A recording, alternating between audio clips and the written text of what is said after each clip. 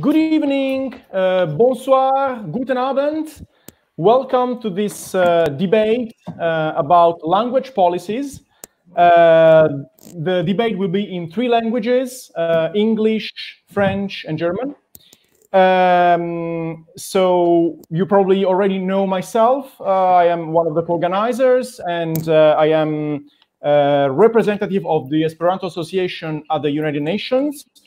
So I did a few things about language diversity, etc. So, but I'm not an expert as our honored guests that I'm going to introduce.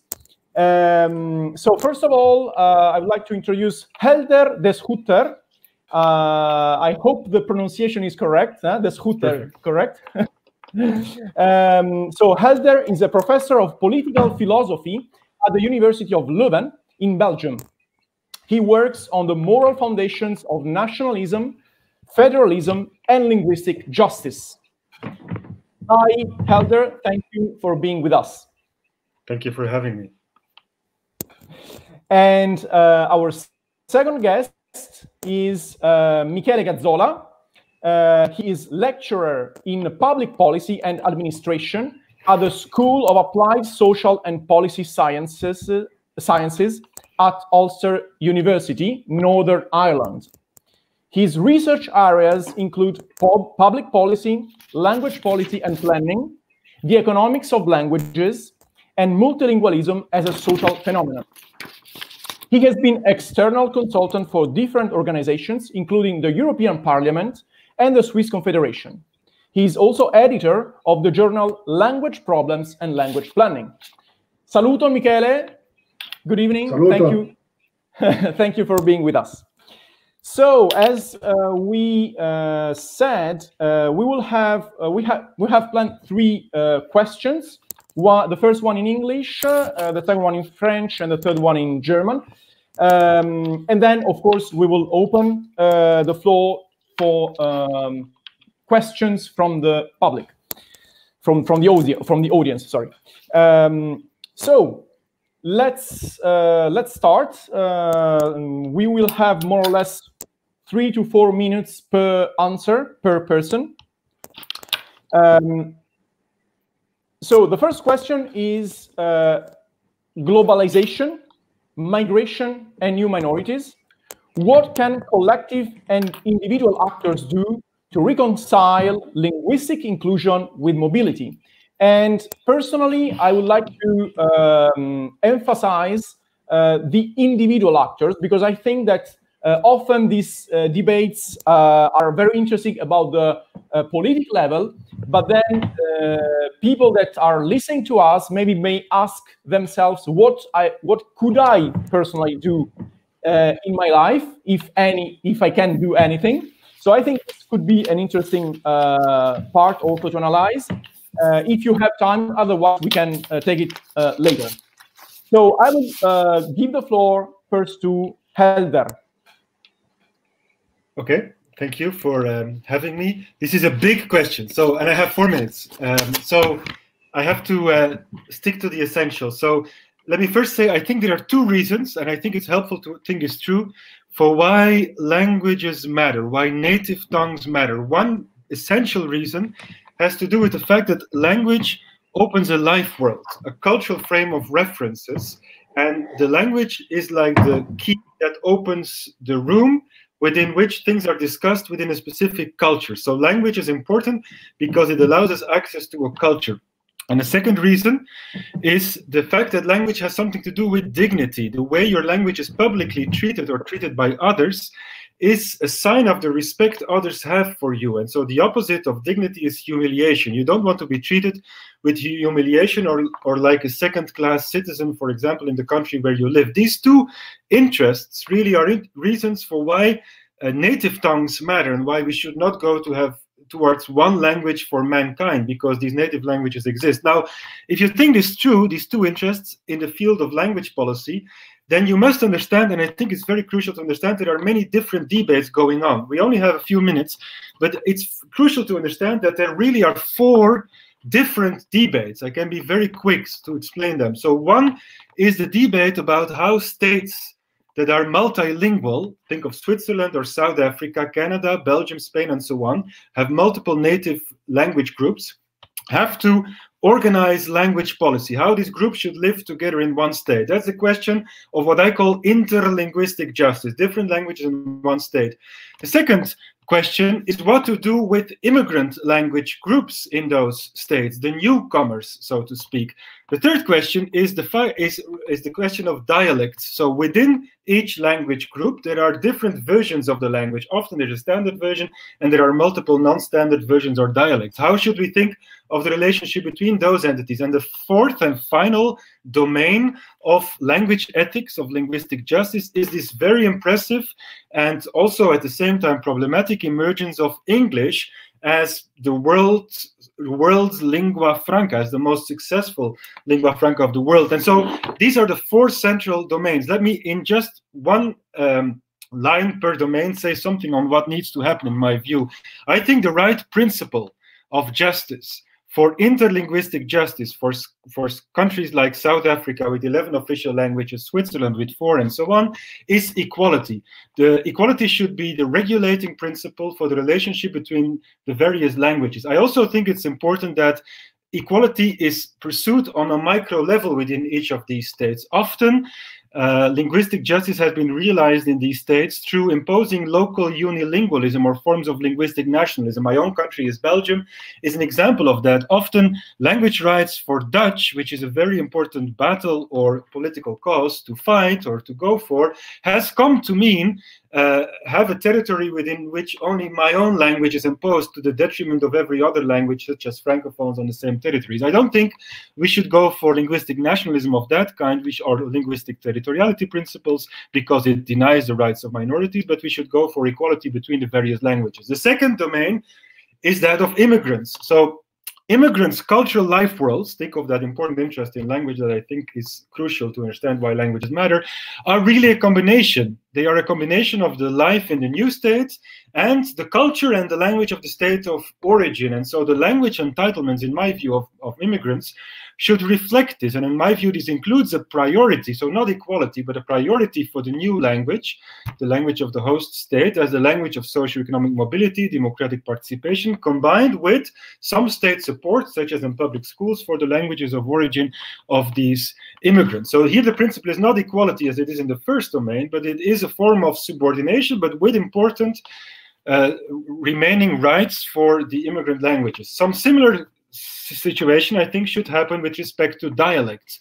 So we should allow and encourage the dominance of the standard language over that of dialects, but dialects are still entitled to halfway rights. Halfway rights are rights by which I mean dialects are accepting the centrality of the standard language, but they can still thrive locally with some government support for dialect dictionaries, festivals, even school courses, and so on. But standard languages are good things. They are more inclusive. So here too, the principle is not equality. And then if I have a final 10 seconds to say on what I think about the global dominance of English, I think this has great virtues, but also comes with many problems of dignity and of preserving the cultural world for these non-native speakers of English. But at the same time, it's quite impressive that in my work on language politics and linguistic justice, this is one of the very first events that are truly multilingual I have been invited to. And this is, of course, an exception, because most parts of science and of public discussion are not going to be as multilingual. So while I love this setting, and I think it should absolutely be encouraged, and in terms of what Jesko asked, what are personal things we can do,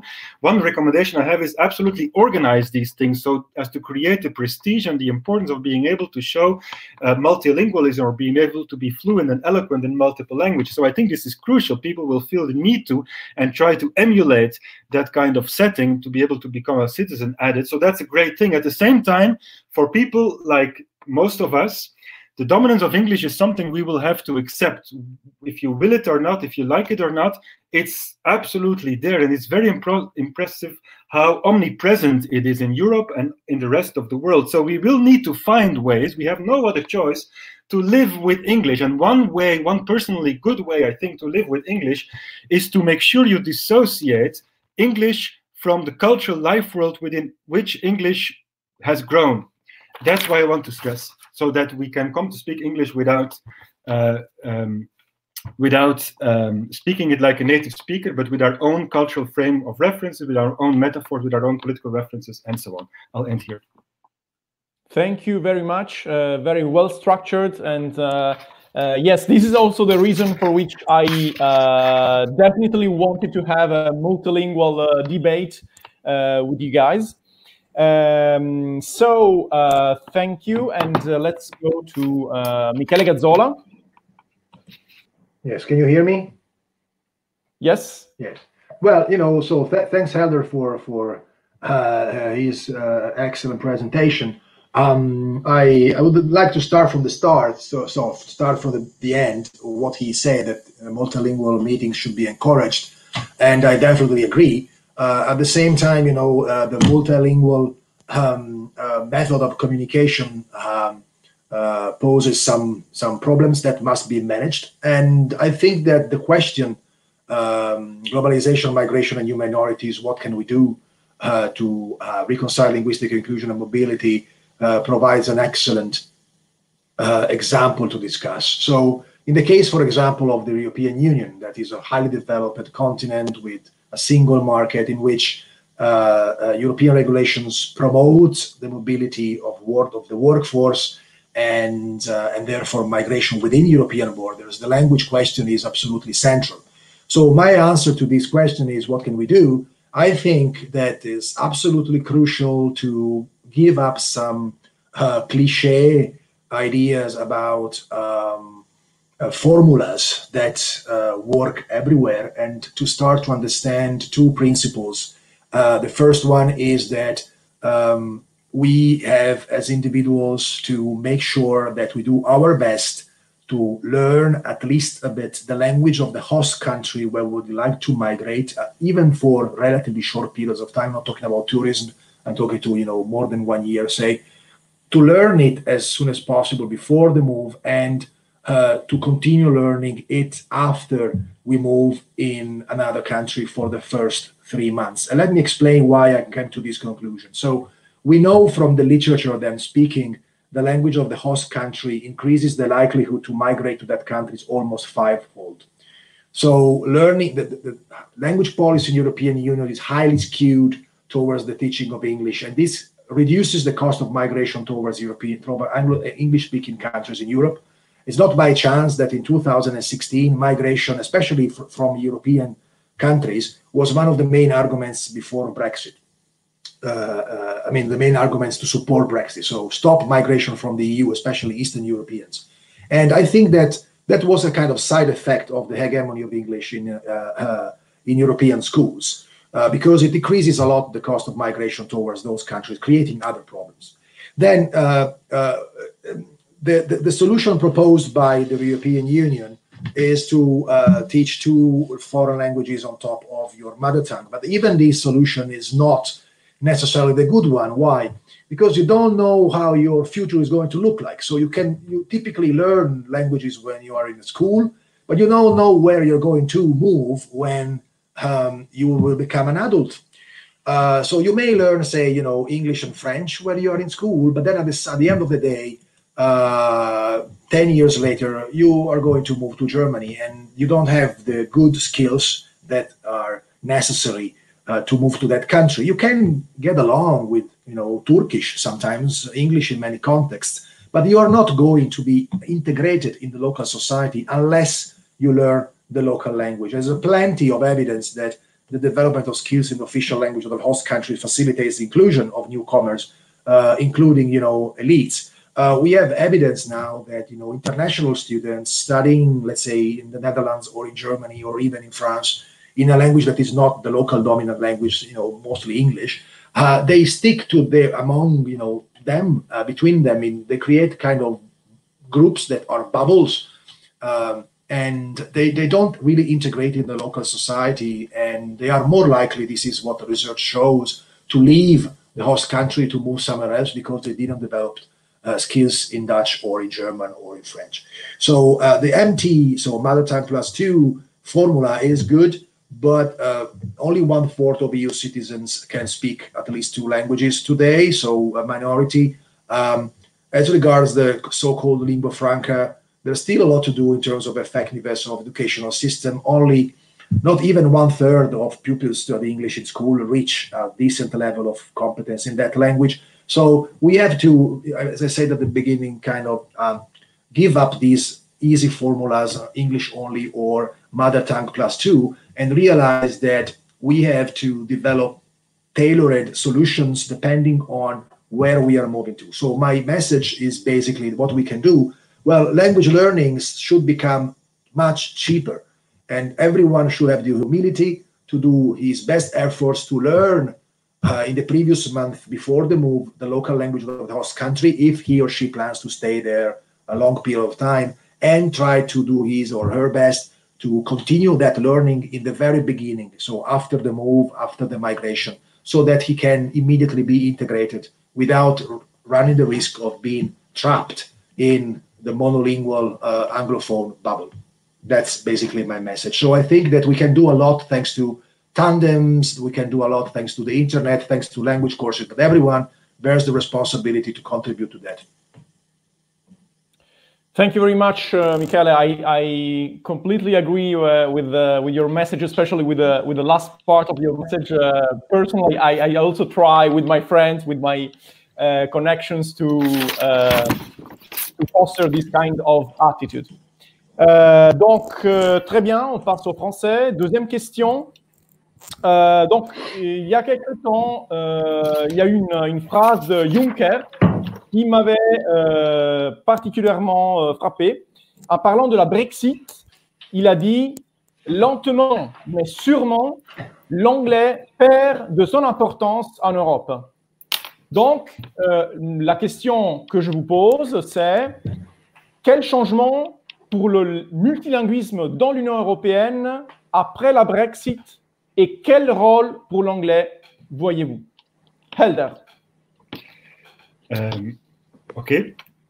Donc, jusqu'à maintenant, je suis tout à fait d'accord avec mon bon ami Michele. Je pense que peut-être ici, on peut avoir un petit désaccord. On fera. Donc, moi, je pense qu'en général, nous n'avons pas d'autre choix que de vivre avec la domination de l'anglais.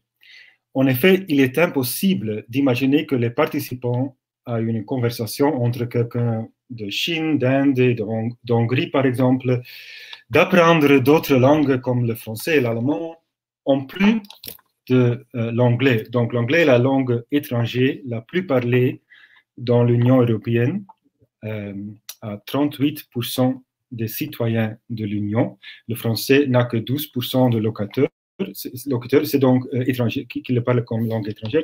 Donc, ce sont des chiffres de 2012, de Eurobaromètre. Mais ce qui est important, est l'anglais est massivement présent sur le territoire européen. Presque tous les enfants de l'Union européenne maintenant, et le nombre c'est 97%, 97% des élèves de l'Union sont pour l'instant enseignés l'anglais à l'école pendant les années du premier cycle du secondaire. Donc, presque tout le monde, 97%, c'est incroyable. Donc, par exemple, en Autriche, en Finlande, en Suède, Danemark, Pays-Bas, la population est presque bilingue, avec des scores moyens de plus de 70% de la population parlant anglais. Donc, pour moi, l'idéal, c'est vraiment, et j'espère que je peux être clair là-bas, l'espéranto. Ou l'idéal pour le monde, pour l'Union européenne aussi, c'est l'espéranto. Ou peut-être pour le monde, une langue encore plus universelle et neutre que l'espéranto. Mais pour l'instant, la réalité vraiment marche dans une direction différente. La domination de l'anglais est là, mais elle conduit à une injustice pour les locuteurs non natifs de l'anglais en termes de domination culturelle et de supériorité de statut. Donc, nous devons essayer de remédier cela de toute urgence en permettant aux locuteurs non natifs de posséder l'anglais eux-mêmes. L'anglais ne devrait pas être un signe avant-coureur de la culture anglo-américaine. Donc, pour moi, lentement, l'anglais deviendra plus dominant, comme tout le monde apprendrait l'anglais. Nous devons donc nous assurer de parler l'anglais sans pour autant également anglo-américaniser la culture du monde. Et pour ce faire, nous avons besoin je pense, d'une académie européenne des langues pour l'anglais, une académie des langues européenne pour l'anglais, ainsi que des académies nationales des langues pour l'anglais, pour dissocier, ça c'est le but vraiment, de dissocier l'anglais des locuteurs natifs de l'anglais qu'on parlera si on n'est pas un locuteur natif. Et donc d'élaborer des normes européennes non natives, donc de parler anglais d'une manière française, par exemple, d'une manière néerlandophone, comme moi je le parlais. Donc, en même temps, pour moi, j'aimerais voir le soutien à l'espéranto pour l'Union européenne aussi, comme 25e langue officielle. Cela ne nécessiterait pas un investissement massif, donc fournissons l'option, c'est ma solution, mais on doit accepter l'anglais. Le problème, c'est la dominance, donc on doit remédier ça par posséder l'anglais d'une manière non native, donc de dissocier l'anglais de la culture d'où elle vient. Merci beaucoup, Helder. Merci beaucoup, Helder. Une idée très intéressante et aussi celle de supporter l'espéranto comme 25e langue, d'autant plus que maintenant l'anglais, comme justement on sait, risque de ne plus être une langue techniquement, administrativement officielle. Du coup, pourquoi pas aussi l'espéranto. Oui. Ok, merci beaucoup. Alors Michele, oui, bon, je pense qu'il faut... Merci. Vous m'entendez? Oui. Non, je pense qu'il faut faire une distinction pour comprendre ce que Juncker avait dit entre la langue utilisée à l'intérieur des institutions européennes et la langue utilisée vers l'extérieur. Au niveau de la bureaucratie et de l'administration publique européenne, bon, ce n'est pas à moi de dire aux fonctionnaires quelle langue ils doivent parler. J'espère qu'ils vont être capables de travailler dans plusieurs langues, ce qui est tout à fait logique. Et je pense que dans l'avenir, pas tout de suite, mais petit à petit, je pense que pour les fonctionnaires européens, il faudra augmenter leurs compétences en allemand, surtout et en français. Parce qu'après la sortie de la Grande-Bretagne, forcément, il y aura une augmentation du prestige et de l'importance de l'axe franco-allemand. Et donc, la plupart de la politique européenne à l'intérieur des institutions de Bruxelles et de Strasbourg va se faire en allemand ou en français sans doute, c'est-à-dire qu'elle va être décidée à Berlin et à Paris et après mise en œuvre à Bruxelles. Mais ça, c'est une autre chose. Ce qui concerne la communication vers le public, à mon avis, il est évident que l'Union européenne va devoir continuer, si elle veut être légitime aux yeux des citoyens, de continuer à travailler dans plusieurs langues, peut-être 24 si possible, d'une façon faisable. Je sais que parfois, on ne peut pas publier tous les documents dans les 24 langues, mais il faut viser le maximum des langues pour un coût raisonnable. Pourquoi je dis ça? Parce que, tu vois, la question de la compétence en anglais ou ailleurs, il faut faire une distinction entre ce que les enfants font et ce que les enfants apprennent. On a, dans plusieurs pays européens, de plus en plus de gens qui ne sont pas capables de lire, écrire correctement leur langue maternelle. Or, en ce qui concerne l'anglais, par exemple, qui effectivement est la langue la plus répandue dans les écoles, mais elle est apprise très mal. Aujourd'hui, dans l'Union européenne, en 27 États membres sans le Royaume-Uni, ce qu'on sait, c'est que plus que la moitié, et ça, ce que les chiffres nous disent de l'enquête Eurobaromètre et aussi l'enquête sur l'éducation des adultes, entre 50 et 56% des personnes résidant de l'Union européenne, hormis le Royaume-Uni, ne parlent absolument pas anglais. Et le pourcentage de ceux qui soit ne le parlent pas, soit ils le parlent au niveau basique ou intermédiaire, c'est 90% ou 90%, comme on dit en Belgique et en Suisse. Donc, ça veut dire que l'Union européenne qui s'obstine à croire dans la lingua franca, elle est essentiellement incompréhensible à 90% des citoyens, ce qui est absolument ridicule d'un point de vue de la démocratie. Donc, pour l'instant, et ce qui compte dans la politique, c'est aujourd'hui, hic ad quinunc, comme disaient les latins, il faut absolument continuer à parler plusieurs langues. Moi, j'ai aussi, et je crois que je vais terminer là-dessus, l'expérience du Covid a montré clairement comme partager une langue commune, une seule mot, notamment dans l'occurrence l'anglais, je ne suis pas certain qu'elle va nous amener qu'il va conduire à un degré plus élevé de solidarité entre les Européens. L'exemple des Pays-Bas, de la Finlande, de l'Autriche, ce sont des pays où l'anglais parlait le mieux parmi les langues étrangères dans la population, et c'était ceux qui étaient les plus obstinément contraires à toutes sortes de solidarités financières entre les États européens pendant l'épidémie Covid. L'État anglophone principal, le Royaume-Uni, il a quitté l'Union européenne toute seule. La plus grande puissance anglophone aujourd'hui, les États-Unis d'Amérique, qui nous ont aidés pendant la Deuxième Guerre mondiale, c'est clair, mais sont parmi les puissances mondiales qui souhaitent désormais carrément la destruction, finalement, de l'Union européenne, à mon avis. Au moins, ceux qui sont voient avec Trump, ça a déjà commencé un petit peu avec Obama. Donc, à mon avis, l'Union européenne, pour survivre, elle doit comprendre que maintenant, le monde n'est plus bipolaire, où on parlait russe d'un côté, anglais de l'autre côté. Il n'est plus unipolaire comme c'était après la chute du mur de Berlin, où on parlait que anglais. Maintenant, le monde est en train de devenir multipolaire. Donc, on parlera un peu chinois, on parlera un peu anglais, on parlera un peu français en Afrique, on parlera espagnol, portugais en Amérique du Sud. La question, c'est nous, qu'est-ce qu'on va faire? À mon avis, il y a une grande urgence d'investir davantage de ressources dans l'enseignement du français et de l'allemand. Désolé, mais c'est ça le moteur de la construction européenne. L'anglais va rester forcément parce que ça fait 50 ans qu'elle est hégémonique, notamment à cause de la fin de la Deuxième Guerre mondiale et de la guerre froide. Mais à mon avis, petit à petit, il faudra que les gens comprennent qu'il faut davantage d'investissement dans ces deux langues, mais aussi dans d'autres, pas pour communiquer tout le monde dans ce moment, au même moment, mais pour être capable, parce que je vais conclure sur ça, à mon avis, c'est absolument crucial que les Européens comprennent ce qui se passe à l'intérieur de l'espace public national. Donc, pour un Italien, il est très important de savoir qu'est-ce qui se passe en Allemagne, qu'est-ce qu'on vit en Allemagne ou en France. Mais le débat public à l'intérieur de ces sphères, c'est fait en allemand et en français. Avec l'anglais seulement, on ne voit que la surface et on n'est pas capable de rentrer dans le débat intérieur. Donc, ce qu'on a besoin en Europe, ce n'est pas une langue commune pour parler tout le monde, ou pas prioritairement dans cette étape historique, pas une langue commune avec laquelle on parle tout le monde comme si c'était dans une grande place centrale dans un village. Mais on a besoin qu'à l'intérieur de chaque maison de ces villages, il y a des personnes capables d'aller dans les autres maisons à comprendre qu'est-ce qu'on se raconte, qu'est-ce qu'on dit. C'est pour ça qu'on a davantage besoin, aujourd'hui, beaucoup plus que dans le passé, des personnes qui soient multilangues. Merci beaucoup, Michele.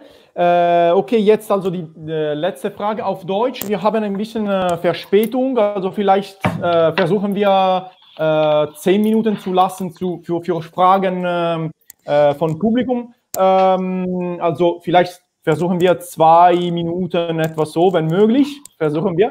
Also die dritte Frage ist, die Coronavirus-Pandemie betonte die politische Zentralität der Nationalstaaten. Welche Konsequenzen für die Mehrsprachigkeit? Helder. Okay, danke. Ich glaube, es gibt keine Konsequenzen für die Mehrsprachigkeit. Ich kenne die Zukunft nicht, ich bin kein Zukunftsforscher, aber soweit ich das beurteilen kann, handelt es sich um einen Lapsus, einen vorübergehenden Lapsus. Die Coronavirus-Pandemie wird nichts grundlegend ändern für die Sprache, denke ich. So, beschränken wir uns für einen Moment auf die Europäische Union.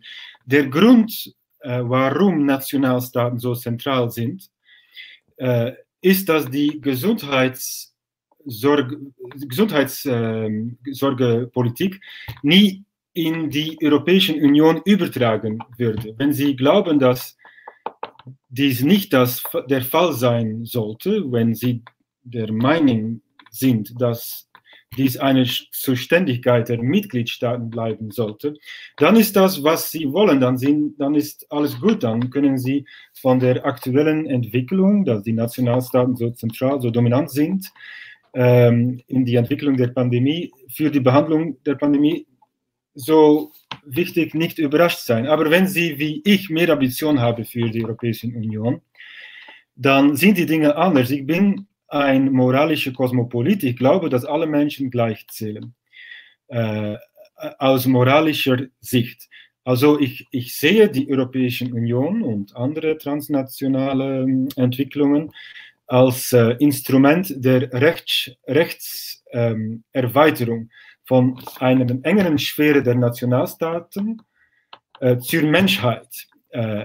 Zur Menschheit ist das Ideal und die Europäische Union ist ein Zwischenschritt auf diesem Weg. Wir sollten diesen Schritt auf jeden Fall unterstützen. Es ist sehr gut. Für mich bedeutet das, dass die Gesundheitsversorgungssystem so schnell wie möglich europäanisiert werden muss, um Chancengleichheit für alle Europäer zu bekommen.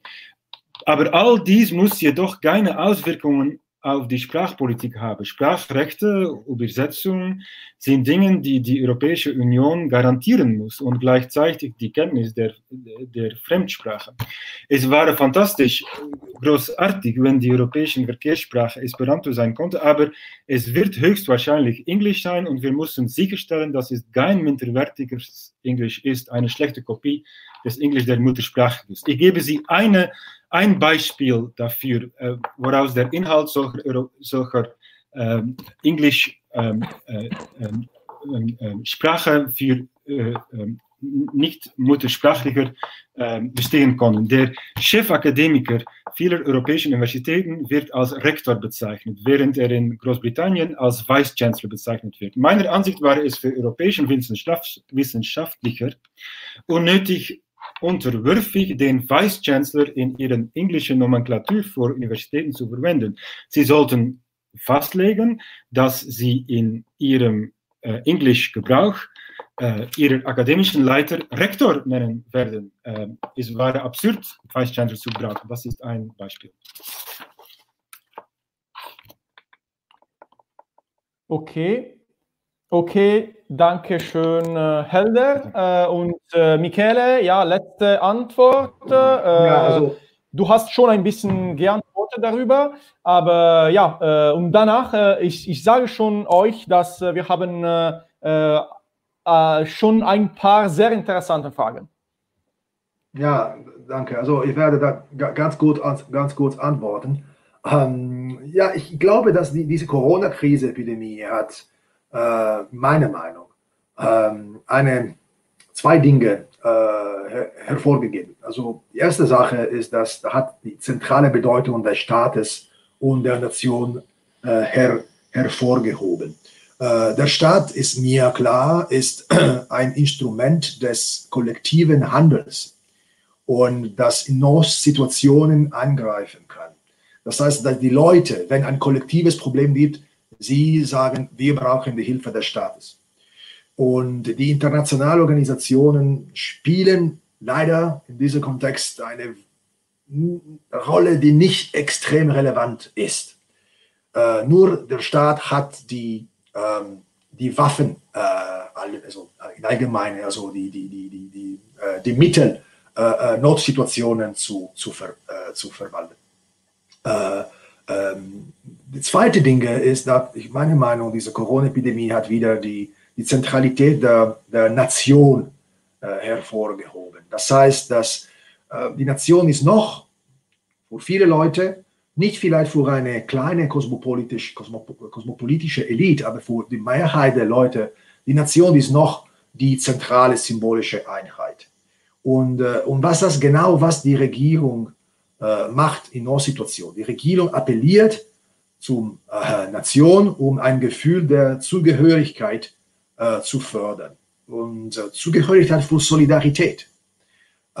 Und ich glaube, dass die zwei Dinge, also die Zentralität der Staat und die Zentralität der Nation, auch in dieser Zeit der Globalisierung, auch in dieser Zeit der kosmopolitischen Ideologie, wir haben noch einmal gefunden, dass sie zentral sind. Und in meiner Meinung, das ist klar, dass internationale Organisationen und die Globalisierung diese nationale Sprache respektieren müssen.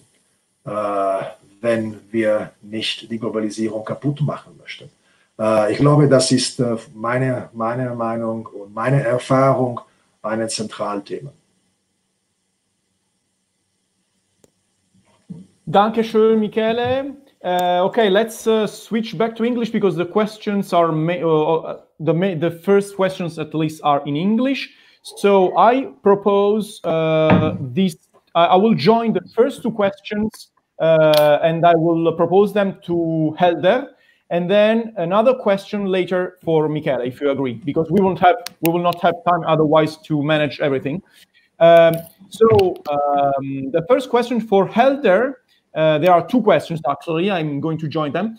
What do you think about using Latin in Europe like a universal language?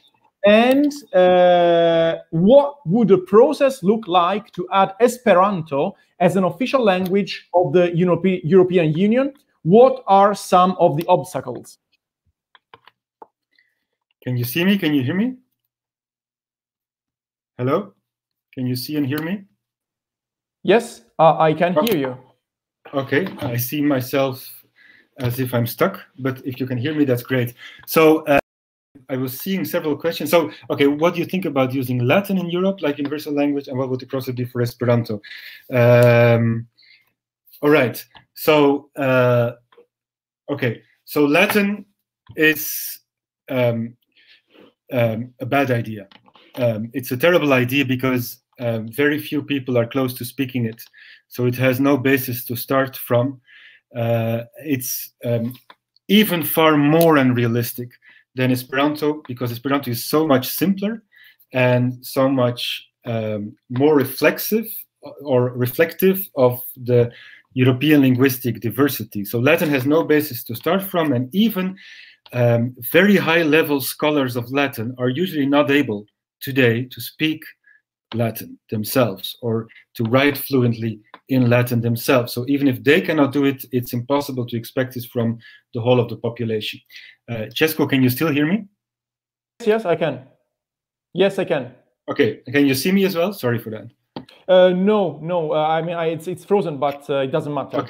Okay, good. And then Esperanto, well, the process is important, but to start with, quite simple. It's to put Esperanto as a symbolic option in people's mind. Esperanto is the European language par excellence. So if it was possible to mention Esperanto as one of the official languages on the building of, say, all the European headquarters building, the building of the European Parliament, if we were to publish EU regulations and treaties in Esperanto, if we were to open up a translation channel in Esperanto, we would put it there as an option. It's not going to be massively implemented from the start. Of course, I'm happy to be more ambitious than that, but as soon as we cannot do it, as long as we cannot do that, we can start with putting it so central through, for example, standard means of Mehrsprachigkeit in the European Union, by allowing it for translation in the European Parliament, by rendering buildings in it, by publishing official documents in it. If we start with that, we will give it a little political push so that it might be able to be picked up more naturally. It seems to me that many people today are aware of the important problem of linguistic diversity in the world today and the problems of English domination. So if we just put Esperanto there, start with it as a symbolic option, and an option that people might also materially come to acquire, this would be a major push step forward. Thank you very much, Helder. Yeah, and in this sense, already we have some steps in the United Nations with two resolutions in 54 and 84. And also recently, the UNESCO review was translated into Esperanto. From now on will be. So yeah, this is already a little push, not in the European level, but still important. And then another question, I would propose it to Michele.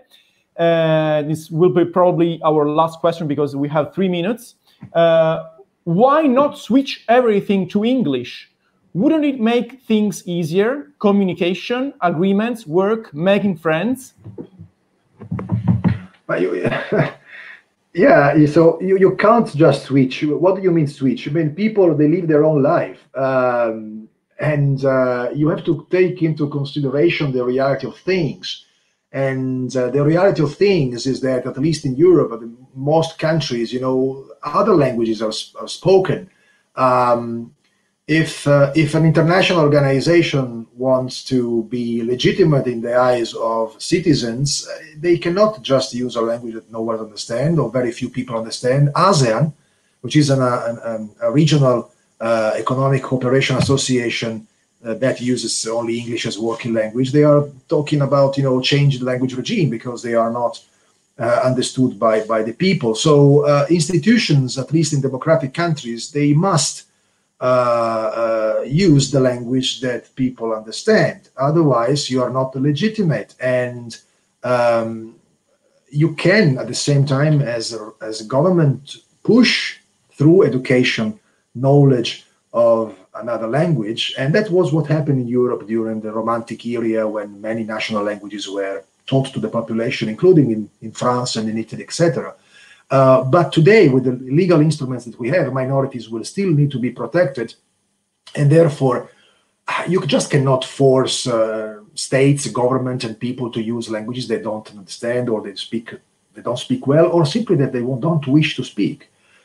What you can do, and just if I can conclude on what Helder just said, what you can conclude is to put options on the table and to promote symbolically or through different means different languages. So in the case of Esperanto, which is a language that is enjoying a kind of renaissance thanks to the internet. There are more than 2 million people at the moment learning Esperanto through the web. I think it would be not a bad idea to start to promote the learning of this language in the first years of primary school, because by its regularity and the fact that it's extremely easy, Esperanto, is a kind of tool to promote language awareness and to encourage children to learn a second language, because they can reach fluency pretty fast. So they can basically become confident in themselves. And there are some preliminary evidence about that. They can become more confident in language learning in general. And then they will start to learn other languages, English, French, German, Portuguese, whatever. But they will have, a small grain in their brain somewhere, say, oh yes, I've learned this language when I was a child. And therefore, the promotion of this language in the future will be easier, because it will be something that children feel and recognize as familiar to them.